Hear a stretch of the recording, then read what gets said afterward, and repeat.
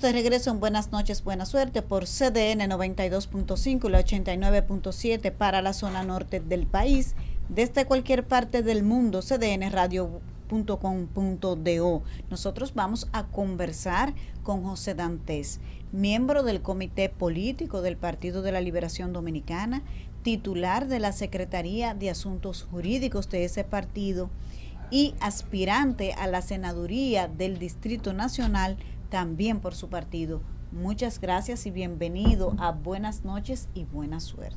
Muchas gracias a ti, Yanesi, por el gran honor y el privilegio de ser el primer invitado a tu nuevo programa bajo este nuevo esquema. Te deseo el mayor de los éxitos. Muchísimas gracias a Dantes, porque además nos apoyó con su asistencia al evento de relanzamiento. Así que estoy profundamente agradecida por ese gran respaldo. No hay de qué. Me gustaría iniciar por el debate de la ley electoral que ahora pasó a la Cámara de Diputados, ya fue aprobado en el Senado.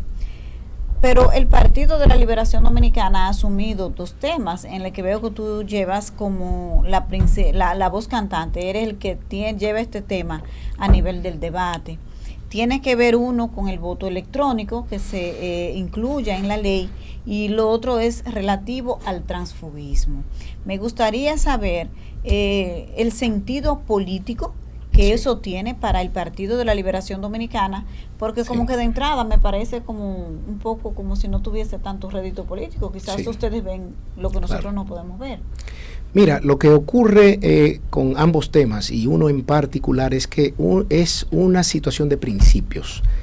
La prohibición del transfugismo entre precandidaturas, que fue incluido en la ley 1519, la ley actual, que se aprobó bajo nuestros congresos, establecía que si usted aspiraba como precandidato a una posición electiva y no obtenía la candidatura, no podía ser postulado por otro partido para esa misma posición, para ese mismo proceso electoral. Entonces, ¿por qué? Porque el transfugismo, lamentablemente, es uno de los males de la democracia, del sistema de partidos. Y si bien es cierto, por ejemplo, que cualquier persona el día de hoy se pueda beneficiar de un tránsfuga, no es menos cierto que esto es afilar un cuchillo para la democracia, para la democracia dominicana. Esto corroe la fortaleza del sistema de partidos y da pie a que lamentablemente se cree un clima de deslealtad en los partidos políticos que al final da al traste con la fortaleza de ese sostén del sistema. Y en ese sentido, cuando tú ves los países que han apostado a debilitar el sistema de partidos políticos, finalmente acaban viviendo aventuras que lo que hacen es destruir a esos países. Y hay muchos ejemplos de sobra ahí. Entonces no queremos que la República Dominicana en poco tiempo o en un plazo mediano se pueda ver en el espejo de esos países. Entonces eso es un tema de principios para nosotros. Y por otro lado, permíteme hacerte una acotación ahí con ese tema. Vamos a ver, cuando uno va al diccionario electoral, cuando se habla de transfugismo, se basa fundamentalmente en cargos ya ganados y que generalmente estas figuras, estos dirigentes, pasan al gobierno de turno. No como cuando tú decides irte de un partido a la oposición, cuando parecería que no habría un fin pecuniario de por medio, no habría un beneficio, porque ¿qué ganaría yo en irme de un partido para otro de oposición? Lo cuestionable sería irse al gobierno. Más o menos ese es el concepto de transfugismo que se ha desarrollado a nivel de América Latina. Pero, sin embargo, lo que ustedes plantean parece un poco más un concepto como propio, como algo así como muy ajustado a un enfoque muy particular que no se enmarca en el concepto latinoamericano. No. Cuando tú ves las acepciones de esa palabra, tanto del tránsfuga como del transfugismo, te habla de aquel que traiciona a sus compañeros. Y el transfugismo en particular, lo que pasa es que tiene diversas aplicaciones.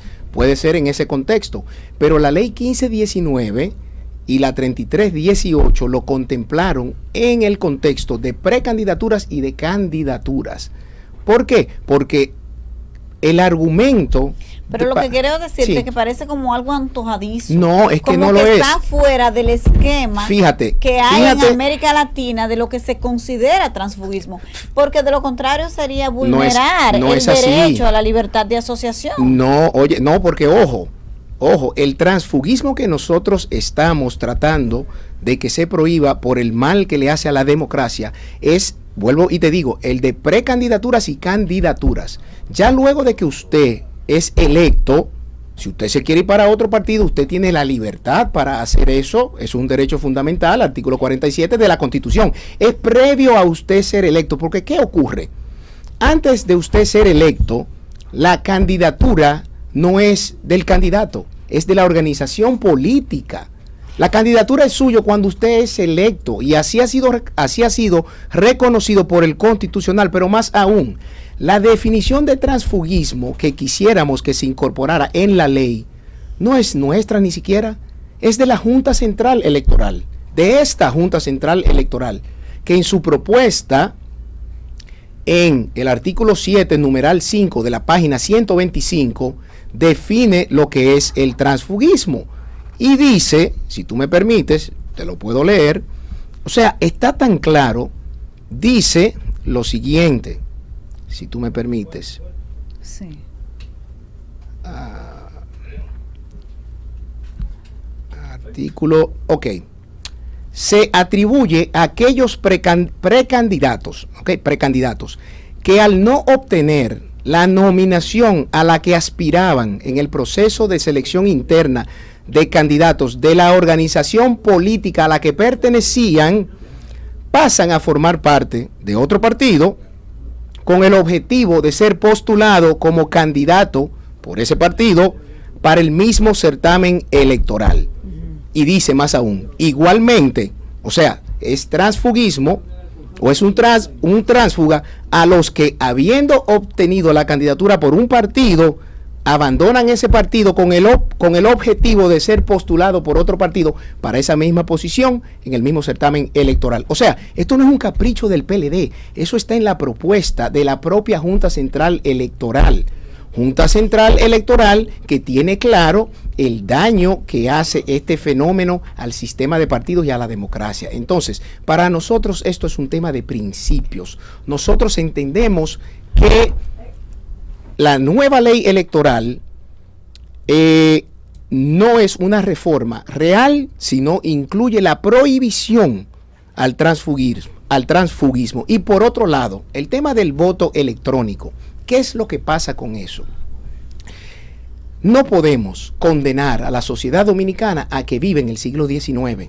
Nosotros estamos en el siglo XXI. Entonces, ¿cómo es posible que no se permita incluir en la ley para el futuro, porque no estamos hablando de que se haga para el 2024, sino para el futuro, la posibilidad de que nuestro país adopte, cuando lo estime conveniente, un sistema de votación electrónica que permita la seguridad del voto, la transparencia del proceso, la certeza electoral, la equidad, el equilibrio, y que el país no tenga que estar en vilo 3 y 4 días para saber a quién el pueblo soberano ha escogido como sus autoridades. Brasil hace unas cuantas semanas fue a un proceso presidencial, más de 100 millones de votos. En 3 horas ya el pueblo de Brasil sabía quién era ese presidente. Pero aquí se sabía a las 8 de la noche que Luis Abinader había ganado las elecciones. No de manera formal. Sí. El órgano encargado de montar las elecciones no lo declaró ganador ni lo reconoció ganador hasta 48 horas después.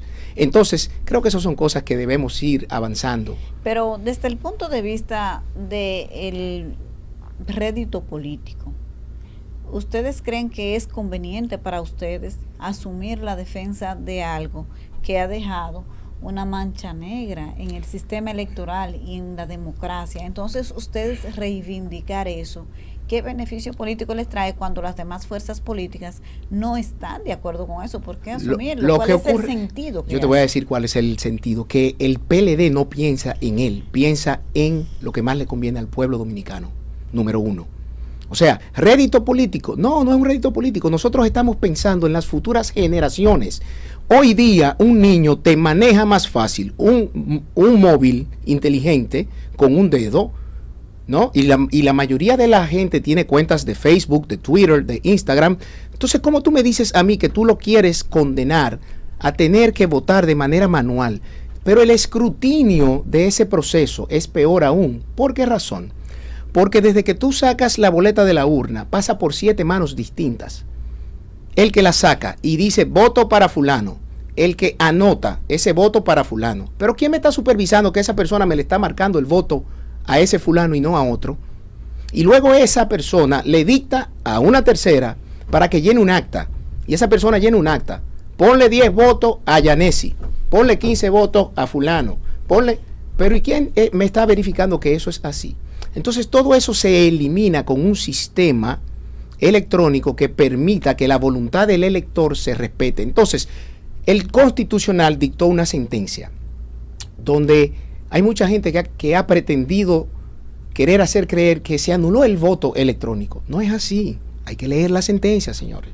El Constitucional lo que dijo fue que el Congreso, al delegar en la Junta Central Electoral el desarrollo, la regulación de un derecho fundamental como es el derecho al voto, violó la Carta Magna. Que el Congreso es quien, de acuerdo al artículo 74.2 de la Constitución, tiene que desarrollar, establecer, regular y procedimentar el sistema de voto que desee cualquiera del mundo, siempre y cuando cumpla con estos principios. Entonces, nuestro partido ha preparado una propuesta respetando las directrices del Constitucional y lo que hemos simplemente pedido es que se incluya en la ley para el futuro, no para el 24, para el futuro. Inclusive hemos accedido a una propuesta de un partido que nos dijo, no le pongamos fecha, vamos a ponerlo para cuando la Junta entienda que están las condiciones dadas. Y accedimos, dijimos, no hay ningún problema. ¿Por qué? Porque no es posible que haya gente que quiera conocer a Bill Gates, a Jeff Bezos, a Mark Zuckerberg, que me hable de la modernidad, de tecnología, del metaverso, etcétera, y que esté promoviendo el voto manual porque él tuvo una experiencia negativa. O sea, si vamos a hablar de las primarias del 19, de mi partido, participaron más de 10,000 precandidatos y solo uno se quejó. Ah, lo que pasó en el mes de febrero, muy bien. Ahí están los informes de la OEA, de la Unión de Órganos Electorales de la región. ¿Qué dijeron ellos? No hubo control de calidad en ese sistema. Eso es culpa del voto electrónico. No, eso es culpa de quienes montaron ese proceso que no previeron. Eso no es culpa de nadie. El riesgo está en lo que me parece que se está planteando. Es la capacidad del daño de un sistema electrónico. ¿Pero cuál es el daño? Porque puede ser masivo, como ocurrió en la elección del febrero. Si hubiese sido un voto manual, tú puedes tener problema en una mesa, ok, y esa mesa o se anula, se cancela, se reprograma una votación, pero esto fue un daño masivo. Entonces, me parece que ustedes han contemplado el riesgo que implica versus beneficios. Claro que sí, porque lo que aquí faltó fueron controles de calidad. Entonces, si se diseña un sistema, si se Pero estructura... eso no es solamente aquí, Dantes. Por ejemplo, en Alemania el voto electrónico fue declarado inconstitucional y ha tenido problemas en la mayoría de los países donde se ha aplicado. Brasil lo acaba de utilizar. No, y es viejo usándolo. Brasil lo acaba de utilizar. El sistema de boletas al lado, por si falla una máquina, la gente pueda votar. Entonces, ¿por qué aquí no se puede hacer lo mismo? También. Nosotros hemos propuesto, en la propuesta nuestra, sistema mixto. Inclusive, vamos a usar el voto electrónico solamente en los centros urbanos, si quieren. O sea, porque... pero ¿a ti te parece lógico que pongamos un sistema de votación donde, por ejemplo, si yo reclamo y digo que puedo ser víctima de un fraude por la manipulación del algoritmo, de la programación, un algoritmo es una programación para que algo ocurra, yo tenga que buscar un experto para que me lea eso, me dé un resultado, porque ni tú ni yo, ni mucho menos gente con menos nivel de educativo que nosotros, tiene la capacidad de determinar si se respetó la voluntad popular. Lo que ocurre es que el constitucional lo que manda es que el desarrollo de ese proceso automatizado. No, pero yo te estoy preguntando en ese, independientemente de lo que diga el constitucional, ¿tú crees que tú, que vas a ser candidato a senador, por la razón que sea, siente que la voluntad popular no se respetó y no hay forma que tú tengas un mecanismo de demostrar eso? Claro, porque que la hay. Porque necesitamos unos peritos que son exclusivamente los únicos que pueden descifrar eso. No. Ni tú ni un ciudadano común puede hacerlo. Tú sabes que no. No, pero óyeme, ni tú ni un ciudadano común podrá ver si su voto en un acta está contenido. Tú no lo sabes. Porque es lo mismo, un daño masivo que un daño en un acta que tú pero ¿qué te hace pensar que va a ser un daño masivo? Si el sistema hace pensar es que el sistema se presta para eso. Pasó en febrero. No, pero también se puede prestar el voto manual para hacer un daño masivo, o se nos olvidan los palitos y los ceritos que hubo aquí. Exacto.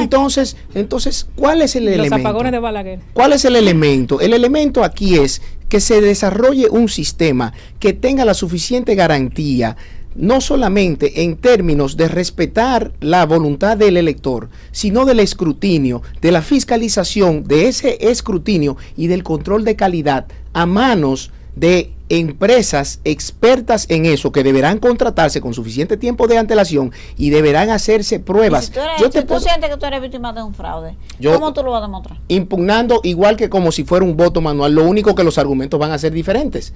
Entonces, no, pero ¿cómo tú lo demuestras? Un ciudadano como los muchachos que tú vas a llevar de delegados a la mesa para que cuiden tu voto, no tienen la capacidad de descifrar si tu votación fue manipulada. Ni en el acta tampoco. ¿Cómo que sí? En el acta no, yo te voy a decir. Lo que tienen es que, ¿cómo se llama? Impugnar el acta. Si el acta llega impugnada a la Junta Electoral, tú puedes abrirla después. Pero eso tú tienes que instruirlo. Pero eso está ahí, si está marcado, no se ve. Pero hay un elemento. Y lo lee cualquiera, hasta una gente que no sepa leer. Pero hay un elemento, Yanesi, que tú estás dejando de lado, que es el siguiente.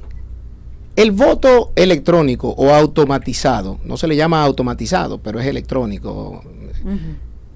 Cuando tú votas en un dispositivo electrónico, escoges tu opción, ese sistema te imprime un comprobante físico donde sale tu elección y tú como elector verificas si yo voté por Juan, por Pedro, por María, por José. Doblas tu volante y lo echas en una urna física. Hay una urna electrónica donde ya están yendo esos votos. En el 2019 se prohibió que se contaran los votos. ¿En qué? En el 2019. ¿Qué? Se prohibió que se contaran los votos. ¿Quién lo prohibió? No, aquí no estaba contemplado como todo el mundo. ¿Quién? ¿Tú no te acuerdas? No, ¿quién? Que ¿Quién se pidió que se contaran los votos y se dijo que no. ¿Tú no te acuerdas de eso? Esa parte de eso te olvidó. Que se prohibió que se contaran los votos. Que se contaran los boletas, que no se iba a contar boletas. No, pero oye, ¿por qué? Es que el argumento que se presentó en ese momento sobre la supuesta falla tecnológica o el supuesto algoritmo. Se contara, que antes de emitir el acta electrónica se contara el voto manual y se dijo que no, la Junta dijo que no. No te olvides. Bueno, ok, sí, ciertamente, pero eso fue una decisión del órgano administrativo. Pero está bien, lo que te quiero decir es que si el órgano no es lo suficientemente responsable, eso tampoco es una garantía. Lo que ocurre es que si tú lo pones en la ley, de que si alguien impugna y hay que hacerlo, ya es un mandato legal. Pero en la ley actual, la Junta podía hacer lo que le diera su gana. Eso es lo que el Constitucional declaró no conforme con la Carta Magna. Dijo, Congreso, es que cuando ustedes delegaron su función del artículo 4, que son indelegables en la Junta, toma, y tú te encargas de crearlo, de desarrollarlo, de tú regularlo, violaron la Constitución. Ahora, si en la ley se ponen todas las salvaguardas necesarias para garantizar hasta ese proceso de reclamación, como lo hemos contemplado en un capítulo de 17 artículos, porque esto no es un tema de un artículo, es de 17 artículos para cumplir con la sentencia, ¿por qué no? Inclusive el mismo presidente de la Junta Central Electoral, y aquí hago una, no sé si deba, nos expresó en su momento, yo no tengo problema con eso. Para el 24 estamos claros de que no se puede montar, pero tenemos que ir avanzando hacia allá. Lo que hay es que montar un proceso, y los detractores, los principales detractores de ese sistema que se vieron afectados, la Fuerza del Pueblo, lo llamo por su nombre y por su apellido, dicen que lo aceptarían si hay las garantías de que hayan empresas internacionales y nacionales certificadas para auditar, pero para fiscalizar. Mira, entonces hay todo eso, con eso, porque no es que nadie se opone per se de que porque el voto electrónico es malo, no, es buenísimo, se hace rapidísimo, y ojalá tú poder votar hasta desde tu cama por una aplicación, mejor todavía. Pronto será así. Sí puede. Ahora, lo que el debate es si el nivel de riesgo comparado con el beneficio vale la pena. Ese es el punto. No podemos yo te voy a ahí. Porque ¿por qué alguien se opondría que votemos? Yo concluyo, no es solamente oponerse por oponerse, no. Yo concluyo, es que tiene un tema de garantía garantía, y costo-beneficio. Garantía y costo-beneficio, totalmente de acuerdo contigo. Yo concluyo con la siguiente anécdota. Hace como 10 años me encuentro con un colega fiscal abogado. Lo veo trabajando en una máquina de escribir y yo le pregunté, ¿por qué tú trabajas en una máquina en vez de una computadora? Me dice, no, yo no uso la computadora, porque la computadora tiene un problema, y es que en medio de lo que yo ya haya trabajado, si se me va la luz, se me pierde el trabajo, y por eso yo uso la máquina de escribir. Y yo me agarré la cabeza. ¿Por qué, Yanesi? Porque la garantía para que no pase eso es que tú tengas un UPS conectado a la máquina. Entonces yo voy a renunciar, o que tú vayas guardando tu documento. Entonces, o que tengas una planta eléctrica o un inversor. Entonces yo voy a renunciar al desarrollo de la tecnología por el posible riesgo que puede presentarse. Que se presentó y pasó. Aquí se suspendieron las elecciones, eso no ha pasado nunca en la historia nacional, ni de América, nunca pasaron. Muy bien, pasaron. Entonces, lección aprendida. Pero porque pasó eso entonces, como ese señor, porque se le fue la luz un día y él perdió lo que estaba trabajando en Word, él no quiere saber de la computadora y se dedicó a la máquina de escribir. Ese es el mismo criterio que yo entiendo que tienen los que se oponen al voto electrónico, que dicho sea, es una oposición relativa. ¿Por qué? Porque ese partido, la Fuerza del Pueblo, para la escogencia de 20 damas a su dirección política, utilizó el voto electrónico con los equipos de la Junta Central. Eso no es el tema, Dantes. Mira, no es que si Fuerza del Pueblo, porque a veces aquí, mira, y discúlpame que te interrumpa. No, dime. A veces es porque fulano se opone. Yo no sé si fulano o Perencejo se opone. Mira, yo quedó claro que eso. le doy seguimiento a ese tema, por ejemplo, porque lo di en una materia de maestría, porque hice una maestría en estudios políticos electorales, porque sé de dónde nació la Junta Central Electoral. Todavía ni Leonel, porque todavía estaba en el PLD, ni el PLD estaba pendiente de eso. Te digo, ¿quién llevó una carta de objeción a eso a la Junta? Menú y Guillermo Moreno. Así comenzó eso. Y desde el principio yo lo veo. Pero ya en abril de ese mismo año, aquí vino la directora de Transparencia Internacional y dijo de la vulnerabilidad de ese sistema antes de que se volviera un tema político. Es que no hay sistema que no tenga vulnerabilidad. Se sabe, pero hay otros que el nivel de riesgo es mayor, como es el caso del voto electrónico. No, el voto que te da la oportunidad de un daño masivo. En el voto manual tú tienes 7 actores que intervienen. Pero te puede hacer un daño en una mesa, y si tú la pares, la autoridad electoral es lo suficientemente responsable, el daño se repara. Y si ese daño me lo hacen en 32 provincias, en 150 municipios. ¿Cómo van a hacer un daño masivo así? No, o sea, no es posible, como ocurre con el voto electrónico, que solamente con tú darle algo que te aloque el sistema, tú te jodiste. Esto es más difícil de aplicar. Pero para eso están los controles de calidad. Tú no debes dejar de reconocer eso, Dante. Pero es que yo no lo he dejado de reconocer. Lo que te quiero decir es que a veces aquí en el debate político nos vamos a que fulano dijo, que Prensejito dijo, ay mira, lo usaron, porque nadie se opone a que nos modernicemos. ¿Pero por qué? Ahora tiene que ser a través de las garantías, y no tiene que ser una locura y solamente porque a mí se me ocurrió que sí, pero y porque si fulano se opone yo estoy de acuerdo. Tenemos que pasar a la esencia del tema. Y la propuesta que se ha hecho contiene en términos normativos todas las garantías que el Constitucional dice y que los técnicos del Congreso que la evaluaron junto con otros técnicos de la propia Junta Central Electoral dicen esto es viable. Entonces, ¿por qué no incluirlo? Bueno, ¿por qué no incluirlo? Vamos ese a es el pasar tema. a hablar de la senaduría. De lo que tú quieras, corazón, de lo que tú quieras. ¿Tenemos pausa, Jonathan, o no? Vamos a seguir. Dantes aspira a la senaduría del Distrito Nacional. Pero a mí me gustaría conocer un poco primero, porque un hombre tan buen mozo, inteligente. Buen mozo, y tiene que cambiar esos lentes. Tiene que cambiar esos lentes, Yanesi, tú. Tú te has dedicado a político. Esa carrera, esa actividad desacredita, tú. Desacredita, yo no creo que desacredita. O sea, no. Yo creo que realmente el servicio público es uno de los oficios más gratificantes que hay, más lindos, siempre y cuando tú lo hagas de acuerdo a lo que debe ser. Entonces, en mi caso muy particular, que tengo 28 años haciendo actividad política en el PLD, yo no llegué ayer. Pero tú no te conocías antes de que fuera director de titulación. O lo que ocurre es que ese partido, recuérdate que estuvo entaponado durante casi 15 años. Había una cúpula ahí arriba que no se reunía, o se te olvida que antes del 19 el comité político se reunía una vez cada 6 o 7 meses por la voluntad de una persona. Ahora nos vemos todos los meses como mandan los estatutos.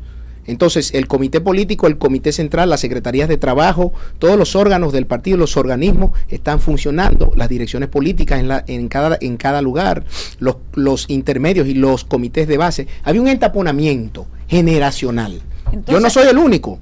Yo no soy el único. Muchísima gente. Muchísima gente. Entonces, cuando hablan de nosotros como los nuevos del partido, digo yo, pero yo tengo 47 años, señores, y de los 47 tengo 28 haciendo vida política en el partido, pero éramos invisibles. ¿Por qué? Porque en los partidos políticos hay cúpulas que se enquistan en ellas y mientras, lamentablemente, si el partido no aprende a deslindar, a separar lo que es el gobierno de la función del partido, entonces ocurre lo que nos pasó en el 20.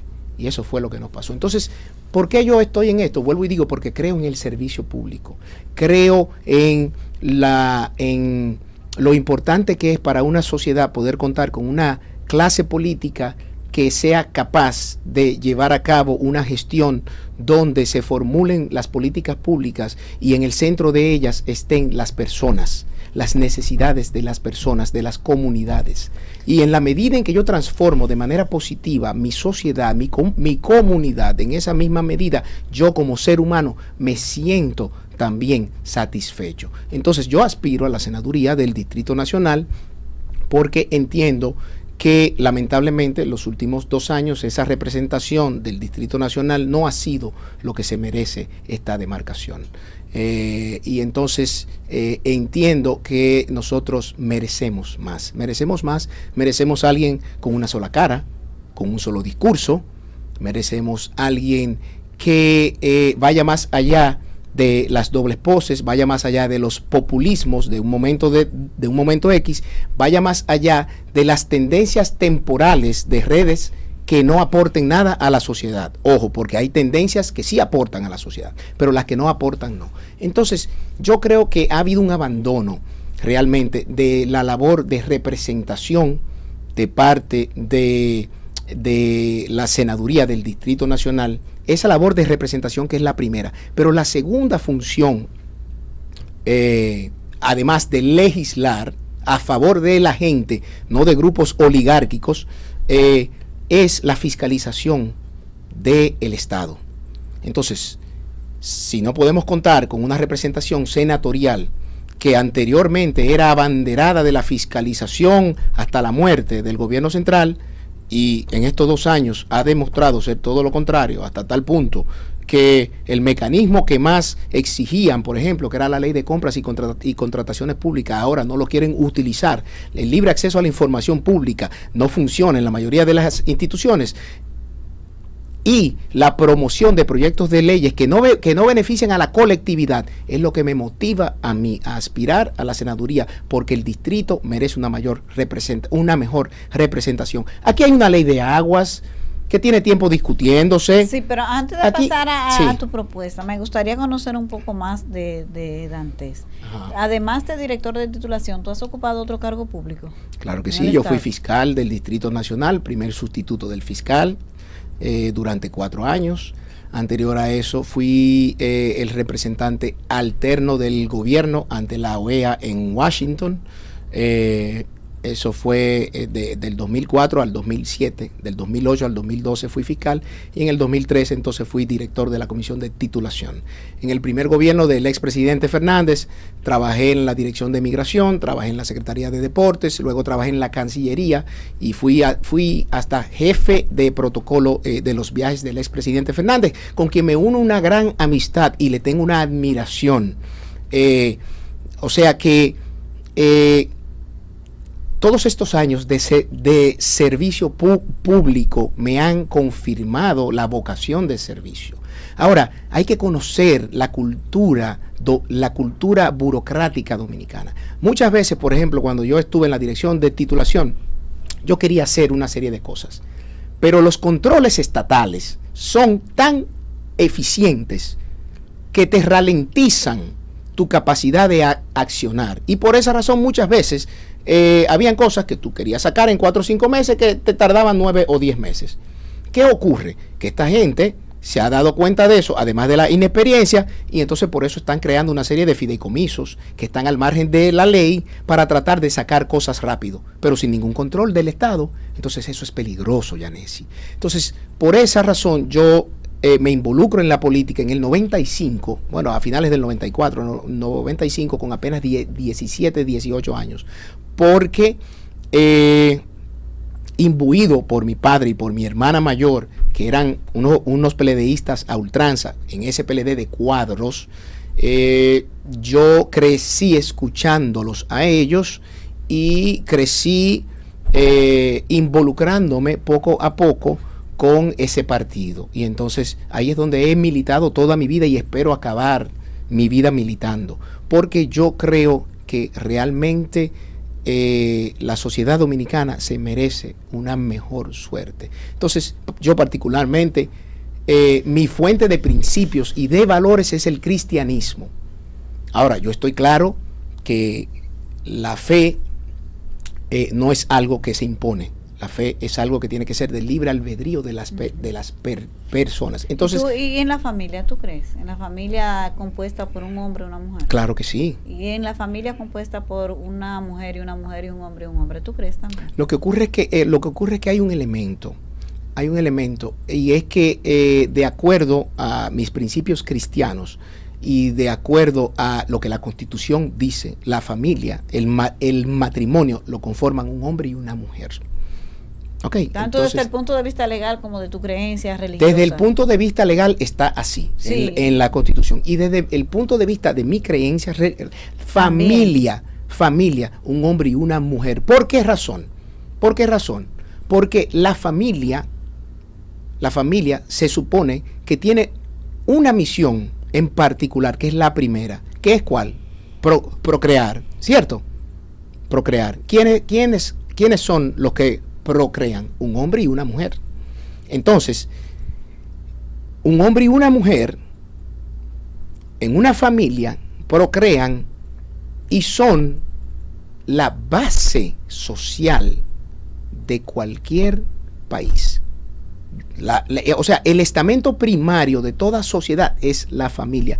De esa familia. ¿Usted es padre? Dígame. ¿Usted es padre? Claro que sí, yo soy padre. Yo tengo un hijo de 20 años y una de 14. Wow. Yo comencé temprano, así es. Sí. Pero tengo fuerza para darle su cocotazo de vez en cuando, cuando haya que dárselo. Entonces, ¿y cómo usted hace con el tema del tiempo, especialmente porque los 14 años, una adolescencia, sí, porque la actividad política es muy demandante? Sí, entonces, así ¿cómo es. usted distribuye el tiempo entre los hijos, la familia y la política? Mira, no es fácil. La principal queja de la familia es esa, la falta de tiempo. Y no es mentira que los políticos, lamentablemente, para poder cumplir, vamos a decir, con esas responsabilidades, nosotros tenemos que invertir mucho tiempo Y entonces, lamentablemente, se les roba tiempo a la familia, se les roba tiempo a los amigos. Nos robamos tiempos nosotros mismos para cosas que queremos hacer.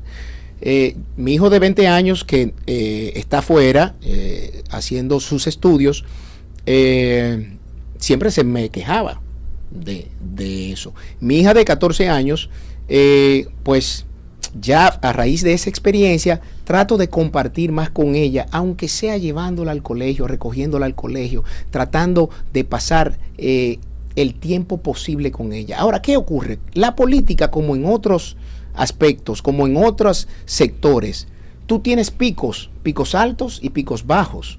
Entonces, es como que tú debes tener claro que la política tiene una temporada alta, como el turismo, y una temporada baja.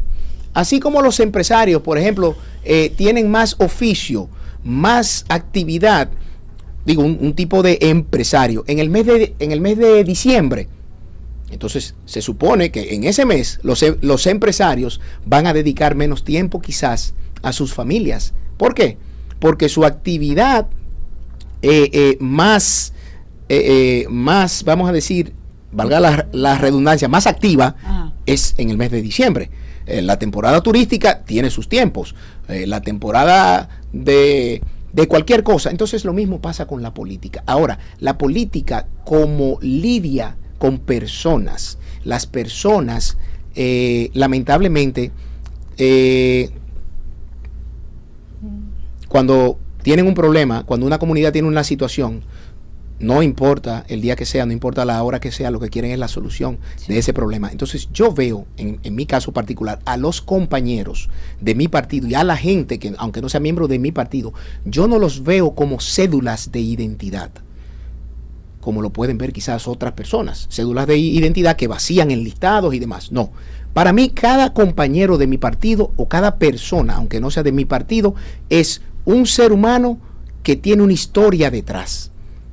Y si yo llego a conocer la mayor cantidad de historias de estas personas, eso me enriquece a mí como servidor público, porque me permite conocer de una manera más fiel la realidad social de mi sociedad. ¿Y cómo tú combinas la actividad económica? ¿Cómo tú financias la actividad política? ¿Cómo lo haces? Porque eso requiere muchísimo dinero. Hablan de millones, millones, millones. No, lo que pasa es que yo no soy candidato aún. Yo soy aspirante a candidato. Pero para tú andar haciendo cosas y el tiempo. Lo que ocurre es que, gracias a Dios, en esta etapa, ahora, lo que uno tiene es mucho encuentro con los compañeros en los mismos locales del partido, en casas de los propios compañeros, en las oficinas propias nuestras, hacemos las reuniones. O sea, que hay un periodo en el que vamos a decir la inversión que tú tengas que hacer por costos es, no voy a decir mínima, pero es poca. Es poca. Ya cuando, por ejemplo, si yo obtengo la candidatura, pues entonces ya ahí sí hay que, el que te digo, invertir un poco más, y en ese sentido siempre hay contribuciones. Recuérdate que el Estado financia a los partidos políticos, porque si no fuera así, entonces los partidos políticos tendrían que estar a merced o de dinero mal habido, fuentes de dinero mal habido, o de empresarios que luego, si el partido gana, son los que van a querer dirigir el gobierno. Sí, y eso no es posible en una democracia. Ay, Dios mío, pero tú haces ejercicio privado. Claro que sí, claro que sí. Yo tengo casos, claro que sí. Yo soy abogado de más de, déjame ver, yo acabé en el 2004, del 2004 al 22 hay 18 años. Yo tengo 18 años de graduado de la segunda carrera, que es esa, porque yo tuve una primera carrera, que fue la de la diplomacia. Hice 4 años de licenciatura en esa carrera, luego hice 4 años de Derecho, luego hice una maestría en Derecho y he cursado un doctorado en Derecho, que solo me falta lo más difícil, que es la tesis doctoral, que tengo que entregarla este año y qué difícil está. Con nuestra campaña. Así Señores, hemos conversado con José Dantes, aspirante a la senaduría del Distrito Nacional. Gracias por venir. Gracias, y esta entrevista tan rica. Qué pena que no nos dio más tiempo. Qué pena que no nos dio más tiempo, pero tú sabes que yo siempre estoy para ti disponible. Ay, gracias.